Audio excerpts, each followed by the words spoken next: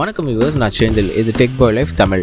இன்னைக்கு வீடியோவில் நம்ம புதுசாக லான்ச் ஆன சாம்சங் கேலக்ஸி நோட் 20 அல்ட்ராவோட டாப் 5 ஃபீச்சர்ஸ் பற்றி தான் பார்க்க போகிறோம். ஸோ நீங்கள் இந்த மொபைல் வாங்க போகிறீங்கன்னா இதில் அப்படி என்ன புதுசாக ஃபீச்சர்ஸ் இன்ட்ரடியூஸ் பண்ணியிருக்காங்கன்னு தெரிஞ்சுக்கணுன்னா இந்த வீடியோ ஃபுல்லாக பாருங்கள். ஸோ வாங்க ஆரம்பிக்கலாம்.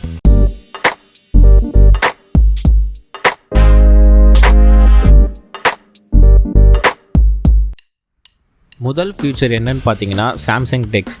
இதை சாம்சங்கோட டெஸ்க்டாப் எக்ஸ்பீரியன்ஸ்னு சொல்லுவாங்க. சாம்சங்கோட ஹை-எண்ட் ஃபோன்ஸ்க்கு மட்டும்தான் இந்த ஃபியூச்சர் கொடுப்பாங்க. ஸோ இந்த ஃபியூச்சர் சாம்சங்கோட ஹை-எண்ட் ஸ்மார்ட் ஃபோன்ஸில் மட்டும்தான் யூஸ் பண்ண முடியும்.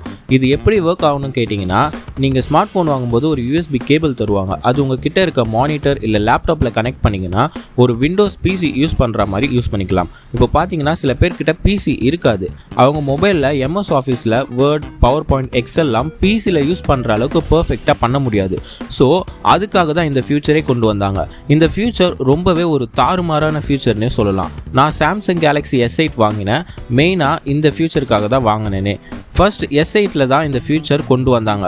நான் ஃபுல்லாக இதை யூஸ் பண்ணி பார்த்துருக்கேன். ரொம்பவே ஒரு நல்ல ஃபியூச்சர்னே சொல்லலாம். ஆனால் இப்போது நோட் 20 சீரியஸில் இந்த ஃபியூச்சரை ஒயர்லெஸ்ஸாக யூஸ் பண்ணிக்கிற மாதிரி அப்டேட் பண்ணியிருக்காங்க. எப்படின்னா, நோட்டிஃபிகேஷன் டாகில் ஸ்வைப் டவுன் பண்ணிங்கன்னா டெக்ஸ் ஆப்ஷன் காட்டும். ஸோ அது சூஸ் பண்ணி உங்கள் டிவியோ இல்லை மற்ற டிவைஸையோ கனெக்ட் பண்ணிக்கலாம். பட் டிவி ஸ்மார்ட் டிவியாக இருக்கணும். மெயினாக screen casting or screen mirroring option கண்டிப்பாக இருக்கணும். இப்போ வர்ற எல்லா டிவிலையும் இந்த ஃபியூச்சர் கண்டிப்பாக இருக்குது. அண்ட் இந்த ஸ்மார்ட் ஃபோனை டச் பேட் மாதிரி மாற்றி யூஸ் பண்ணிக்கலாம். அண்ட் நம்ம ட்ராக் பேட் மாதிரியும் ரிமோட் மாதிரியும் யூஸ் பண்ணிக்கலாம். அண்ட் அதோடு உங்ககிட்ட ப்ளூடூத்தில் கீபோர்ட் இல்லை மவுஸ் இருந்துச்சுன்னா அதையும் சேர்த்து கனெக்ட் பண்ணி ஒரு பிசி யூஸ் பண்ணுற மாதிரியான எக்ஸ்பீரியன்ஸ், அப்படி இல்லைனா பிசியில் ஒர்க் பண்ணுறத இதில் பண்ணிக்க முடியும். அண்ட் அடிஷ்னலாக இதுக்கு சப்போர்ட் பண்ணுற ஆப்ஸும் நிறைய இருக்குது. மெயினாக ஃபோட்டோஷாப், வீடியோ எடிட்டிங்லாம் பண்ணுற மாதிரியே பண்ணிக்கலாம். இது ரொம்பவே யூஸ்ஃபுல்லான, ரொம்பவே ஹேண்டியாக வரக்கூடிய ஒரு ஃபியூச்சர்னே சொல்லலாம். ரெண்டாவது ஃபீச்சர் என்னன்னு பார்த்தீங்கன்னா S Pen. இந்த ஃபியூச்சர் தான் சாம்சங் நோட் சீரிஸ்க்கு ஒரு பிக்கெஸ்ட் செல்லிங் பாயிண்ட்னே சொல்லலாம். ஃபர்ஸ்ட் ஜென்ரேஷன்லேருந்து இப்போ வரைக்கும் கொஞ்சம் கொஞ்சமாக அப்டேட் பண்ணி நிறைய ஃபீச்சர்ஸோடு கொடுத்துட்டு வராங்க. இதை யூஸ் பண்ணி நம்ம நோட்ஸ் எடுக்க முடியும். அண்ட் எடுத்த நோட்ஸை ஒரு ஃபைலில் டெக்ஸ்ட்டாகவும் சேவ் பண்ணிக்க முடியும். இப்போது இந்த நோட் 20 அல்ட்ராவில் ஃபார் எக்ஸாம்பிள் ஒரு பிடிஎஃப் ஃபைல்ஸ் இருக்குது. சைன் பண்ணணுன்னா நம்ம ஸ்ட்ரெயிட்டாகவே மொபைலில் பிடிஎஃப் ஓப்பன் பண்ணி இந்த S Pen யூஸ் பண்ணி டாக்குமெண்ட்ஸை சைன் பண்ண முடியும். இந்த ஃபியூச்சர் டெய்லி சைன் பண்ணுற மேனேஜர்ஸ், ஆடிட்டர்ஸ் அண்ட் பிஸ்னஸ் மேன்ஸ்க்குலாம் ரொம்பவே ஒரு ஹேண்டியான ஃபியூச்சர்ஸாக இருக்கும். அண்ட் இதை யூஸ் பண்ணி நம்ம கேமரா கண்ட்ரோல் பண்ணலாம். ஹேர் கெஸ்டர் சப்போர்ட்ஸும் கொடுக்குறாங்க. அண்ட் மெயினாக இது வரைக்கும் சாம்சங் நோட் சீரீஸில் வந்த S Pen விட இதோட லேட்டன்சி லெவல் AI மூலயமா, அதாவது ஆர்டிஃபிஷியல் இன்டெலிஜென்ஸ் யூஸ் பண்ணி ரொம்பவே கம்மி பண்ணியிருக்காங்க. அதாவது நார்மலாக இந்த ஃபீச்சர்ஸ்லாம் யூஸ் பண்ணணுன்னா பொதுவாக கொஞ்சம் ஸ்லோவாக இருக்கும். அண்ட் இந்த தடவை சாம்சங் இதை ரொம்ப ஃபாஸ்ட்டாக ஒர்க் ஆகிற மாதிரி பண்ணியிருக்காங்க. ஸோ நீங்கள் எழுதும்போது, ட்ராயிங் பண்ணும்போதும் ரொம்பவே ரியலாக பெனில் எழுதுகிற மாதிரியான ஃபீல் கண்டிப்பாக கிடைக்கும். மூணாவது ஃபீச்சர் என்னன்னு பார்த்தீங்கன்னா ப்ரீமியம்னஸ் அண்ட் டிஸ்பிளே குவாலிட்டி. இதோட ஃபார்ம் ஃபேக்டர் அண்ட் இதுக்கு பின்னாடி இருக்க கிளாஸ் ஸ்ட்ரக்சர் பிடிச்சு யூஸ் பண்ணும்போதே ரொம்பவே ஒரு ப்ரீமியமான ஸ்மார்ட் ஃபோன் யூஸ் பண்ணுற மாதிரி ஃபீல் கொடுக்கும். ஏன்னா சாம்சங்கை பொறுத்தவரை டிசைன் அண்ட் பில்ட் குவாலிட்டியில் எந்த குறையும் இருக்காது. டாப் கிளாஸ் ரிச்னஸ் கண்டிப்பாக ஃபீல் பண்ண முடியும். அண்ட் டிஸ்பிளே பொறுத்த வரைக்கும் இங்கே 2K AMOLED டிஸ்பிளே கொடுத்துருக்காங்க. அண்ட் அதுக்கு மேலே Corning Gorilla Glass 7 ப்ரொடெக்ஷன் கொடுத்துருக்காங்க. இதுதான் Corning Gorilla Glass 7ஓட வர்ற ஃபர்ஸ்ட் மொபைல்னே சொல்லலாம். பட் ஒரு குறிப்பிட்ட ஃபீட்டில் இருந்து போட்டால் தான் அந்த ப்ரொடெக்ஷன்லாம். ஏன்னா கிளாஸ் எப்பயுமே கிளாஸ் தான், உடையதான் செய்யும். பட் சின்ன சின்ன ஸ்லிப்ஸ்லாம் தாங்கும்.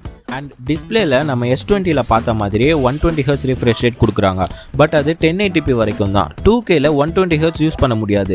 என்னை பொறுத்த வரைக்கும் இது பெரிய நெகட்டிவ். ஏன்னா டிஸ்பிளே தான் ஒரு consumer day to day feel பண்ணி யூஸ் பண்ணுவாங்க. அண்ட் அதுலேயும் இவங்க சேல் பண்ணுற ப்ரைஸ் ரொம்பவே அதிகம். இதை விட பாதி விலையில் கிடைக்கிற OnePlus 8 Pro ஸ்மார்ட் ஃபோனில் இதே AMOLED டிஸ்பிளே வச்சு 2K at 120 Hzோட யூஸ் பண்ண முடியும். ஸோ இது ஒரு பெரிய நெகட்டிவ் தான். மற்றபடி டிஸ்பிளே குவாலிட்டி அண்ட் கலர் ரெப்ரசன்டேஷன்லாம் சாம்சங் அடிச்சுக்க ஆள் இல்லைன்னு தான் சொல்லணும். நாலாவது ப்ராசஸர். இங்கே சாம்சங் அவங்களோட ஓன் ப்ராசஸரான Exynos 990 தான் யூஸ் பண்ணுறாங்க. இது சாம்சங் S20 சீரீஸில் பார்த்த அதே ப்ராசஸர் தான். ஸோ இது ஒரு பெரிய டவுன் கிரேட்னே சொல்லலாம். ஏன்னா இதுக்கு காம்படிஷனாக வந்த Snapdragon 865 இப்போ அப்டேட் பண்ணி 865+ கொண்டு வந்துட்டாங்க. ஸோ அதை கம்பேர் பண்ணுறப்போ அதோட இது 10% லெஸ் பர்ஃபார்மன்ஸ் தான் ரிவ்யூஸ் அண்ட் பெஞ்ச்மார்க்ஸில் சொல்கிறாங்க. ப்ராசஸர் தான் நம்ம மொபைலில் camera output quality, gaming performance, battery life, அப்புறம் ஈட்டிங் இஷ்யூலாம் ஆப்டிமைஸ் பண்ணும். அண்ட் மெயினாக ப்ராசஸரை எந்த அளவுக்கு ஆப்டிமைஸ் பண்ணுறாங்கன்னு தான் ரொம்ப முக்கியம். பட் இந்தியன் கஸ்டமர்ஸ்க்கு சாம்சங் கிட்ட இந்த ஒரு விஷயம் தான் பிடிக்கவே பிடிக்காது. எப்போவுமே இந்தியாவுக்கு மட்டும் இந்த எக்ஸினோஸ் ப்ராசஸர் தான் லான்ச் பண்ணுறாங்க. எத்தனையோ ரிவ்யூவர்ஸ் இதை சொல்லி பார்த்துட்டாங்க, சாம்சங் கேட்குற மாதிரி தெரியல. ஸோ இந்தியன் கஸ்டமர்ஸ்க்கு இது பெரிய டவுன் கிரேட் தான். ஏன்னா ப்ரைஸும் மற்ற கண்ட்ரீஸை கம்பேர் பண்ணுறப்போ நமக்கு அதிகமான ரேட்டுக்கு தான் இங்கே விற்கிறாங்க.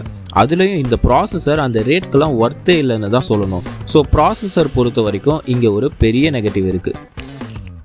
கடைசியாக 5வது கேமரான்னு பார்த்தீங்கன்னா பெரிய அப்கிரேட் எதுவுமே இல்லைன்னு தான் சொல்லணும். ஃப்ரண்ட்டில் 10 மெகாபிக்சல் கேமரா கொடுத்துருக்காங்க. அதில் 4K at 60 fps வரைக்கும் வீடியோ எடுத்துக்க முடியும். அண்ட் ப்ரைமரி கேமரா நம்ம S20 அல்ட்ராவில் பார்த்த அதே 108 மெகாபிக்சல் சென்சரோடு தான் வருது. அண்ட் 12 மெகாபிக்சல் டெலஃபோட்டோ கேமரா கொடுக்குறாங்க. அதில் 5x ஆப்டிக்கல் ஜூம் அப்புறம் 50x ஹைப்ரிட் ஆப்ஷனும் கொடுக்குறாங்க. அண்ட் கடைசியாக 12 மெகாபிக்சல் அல்ட்ரா வைட் ஆங்கிள் லென்ஸோடு வருது. வீடியோஸ் 8K வரைக்கும் எடுக்க முடியும். அப்புறம் 4K 60 fps அண்ட் 30 fps ஆப்ஷனும் இருக்குது. 1080pல அப் டு 240 fps வரைக்கும் ஆப்ஷன் இருக்குது. 720pல அப் டு 960 fps வரைக்கும் வீடியோ எடுக்கலாம். இதை சூப்பர் ஸ்லோ மோஷன் வீடியோன்னு சொல்லுவாங்க. கேமராவை பற்றி எந்த நெகட்டிவும் கிடையாது. பட் இங்கே கேமரா பம்ப் பெருசாக இருக்குன்னே சொல்லலாம். ஆனால் அது சிலருக்கு ப்ரீமியமாகவும் ஃபீல் ஆகும்.